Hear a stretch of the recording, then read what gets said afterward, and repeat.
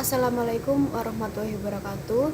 Perkenalkan, nama saya Enisa Dulistari, Prodi Pendidikan Informatika, NIM 2006311000075. Di sini saya akan menjelaskan 12 contoh prinsip dasar animasi untuk memenuhi tugas teknik animasi.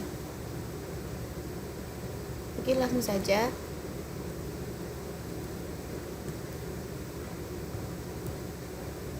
Yang pertama ada solid drawing.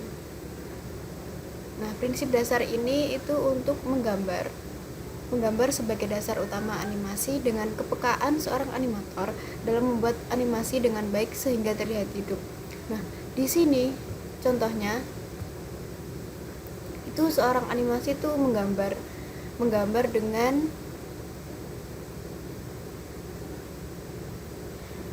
dengan komposisi yang berat, ada keseimbangan, ada pencahayaan, sehingga bisa menyatu dan gambar animasinya ini terlihat menjadi hidup.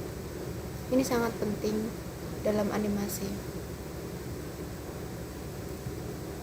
Oke, yang kedua yaitu prinsip timing and spacing. Timing adalah tentang menentukan waktu kapan sebuah gerakan harus dilakukan, sementara spacing adalah tentang menentukan percepatan dan perlambatan dari bermacam-macam jenis gerak. Untuk contohnya seperti ini. Nah, ini ada sebuah gerakan bola memantul. Nah, untuk ininya itu adalah spacing. Spacing ini tentang percepatan dan perlambatan gerak, itu kan. Terus untuk timingnya ini adalah jarak waktu antara gerakan pertama dan kedua, antara pantulan pertama dan kedua. Ini ada timingnya.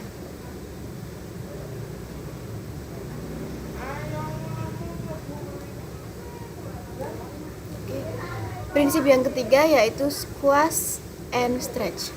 Squash and stretch adalah upaya penambahan efek lentur atau elastis pada objek atau figur sehingga seolah-olah memuai atau menyusut, sehingga memberikan efek gerak yang lebih hidup. Untuk contohnya seperti di bawah ini.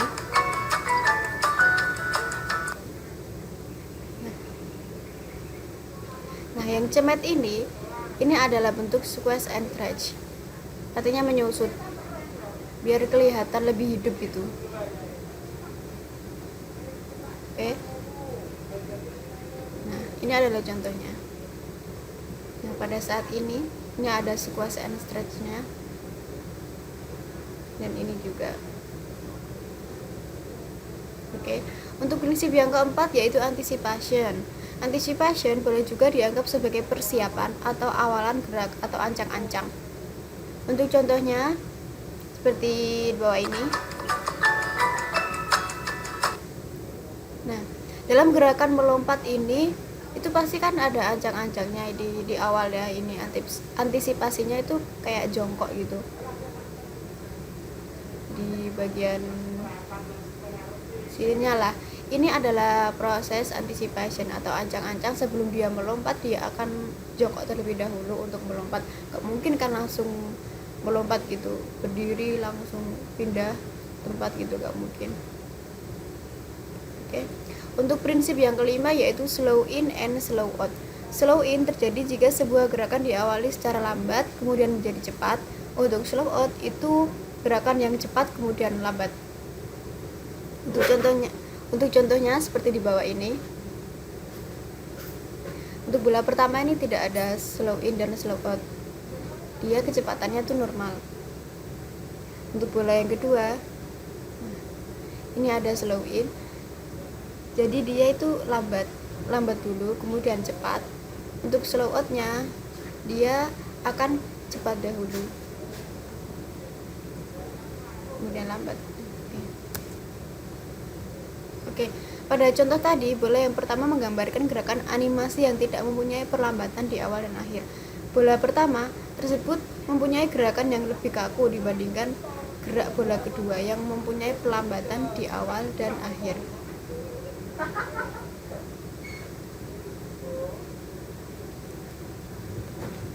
Lanjut untuk prinsip yang keenam yaitu arch.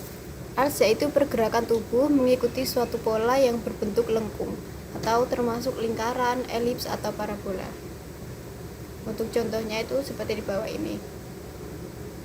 Nah, jadi tangan itu kan membentuk sebuah lingkaran gitu kan, nggak kotak.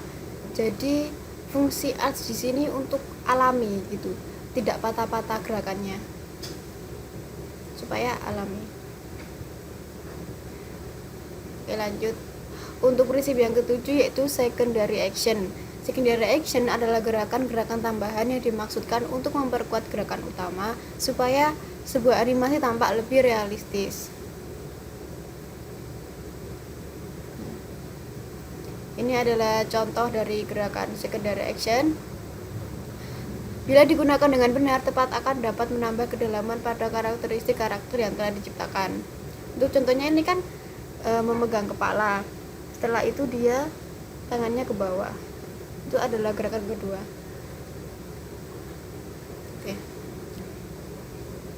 Oke. Untuk prinsip yang ke-8 yaitu follow through and overlapping action. Nah, follow through adalah tentang bagian tubuh tertentu yang tetap bergerak meskipun seseorang telah berhenti bergerak. Kemudian overlapping action secara mudah bisa dianggap sebagai gerakan saling silang. Maksudnya adalah serangkaian gerakan yang saling mendahului atau overlapping. Biasanya overlapping action ini contohnya itu seperti jalan kaki. Nah, di bawah ini ada contohnya itu bola memantul. Di sini ada follow through.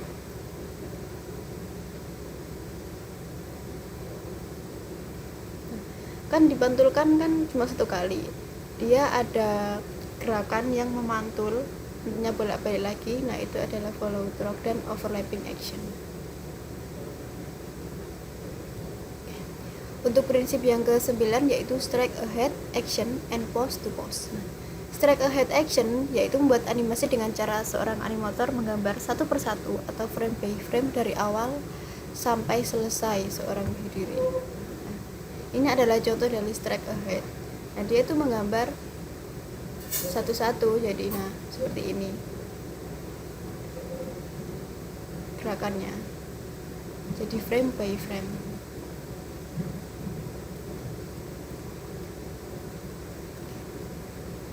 Yang kedua yaitu pose to pose, yaitu pembuatan animasi oleh seorang animator dengan cara menggambar hanya pada keyframe tertentu saja. Nah, ini contohnya. Nah, ini cocok untuk di pabrik-pabrik gitu ya, di perusahaan, karena pose to pose ini lebih cepat gitu dibandingkan strike ahead. Jadi dia menggambar hanya pada keyframe-nya saja, enggak menggambar dari awal sampai akhir seperti strike ahead tadi. Oke, untuk prinsip yang ke-10 yaitu staging. Staging dalam animasi juga meliputi bagaimana lingkungan dibuat untuk mendukung suasana atau mood yang ingin dicapai dalam sebagian atau keseluruhan scene. Atau bisa juga staging ini dimaksudkan dengan tata kamera, yaitu bagaimana penonton itu melihat kejadian-kejadian yang dilakukan. Misalkan ini ya,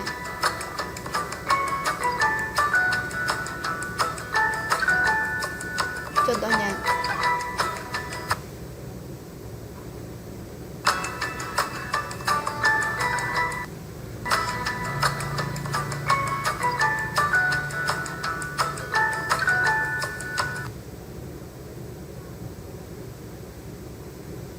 Nah, contoh di sini yang benar itu dia itu memegang kepalanya agak miring gitu, jadi kelihatan semua badannya. Nah, kalau yang salah ini kan menghadap ke depan, jadi nggak kelihatan semua. Nah, ini ada staging yang baik dan buruk. Yang selanjutnya adalah appeal. Appeal berkaitan dengan keseluruhan look atau gaya visual dalam animasi. Untuk contohnya di bawah ini. Nah, atau bisa juga appeal ini kayak ciri khas dari sebuah animasi. Nah, untuk yang pertama ini kan dia kotak gitu, wajahnya, badannya tuh kotak. Nah, yang kedua ini dia tuh perutnya gede, jadi kayak segitiga, kepalanya kecil gitu. Jadi mempunyai ciri khas dari masing-masing karakter. Nah, Pada gambar tadi, karakter sebelah kiri punya pilihan tidak terlalu menarik bila dibandingkan karakter di sebelah kanan. Karena karakter di sebelah kanan punya shape keseluruhan yang lebih menarik dan berhasil.